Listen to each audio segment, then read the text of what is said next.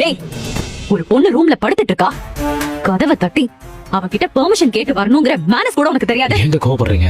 எங்க உங்களுக்கு எனக்கு கல்யாணம் ஆயிடுச்சுங்க. அவங்க புருஷன் தானங்க. புருஷனா?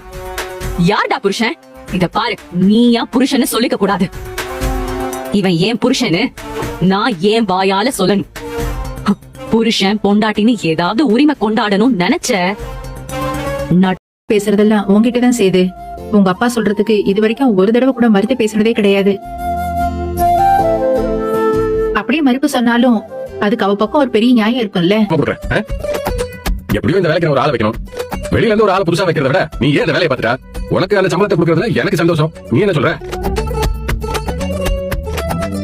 அரியே, சம்பாதிக்கணும்னா ஹோட்டலுக்கு போய் சாப்பிட்ட இலையை எடுத்து சாப்பாடு போட்டு வாசல் கட்டி தான் சம்பாதிக்கணும்னு ஒண்ணு இல்ல. நீ படிச்சவ தானே, உட்கார்ந்த இடத்துல கணக்கு போட்டு சம்பாதிக்க உனக்கு என்ன? என் மகன் உனக்கு சும்மா காசு தரலடி, கணக்கு புள்ள மாதிரி கௌரவமான உத்தியோகத்தையும் கொடுத்து சம்பளத்தையும் கொடுக்கலாம். என்ன சொல்ற?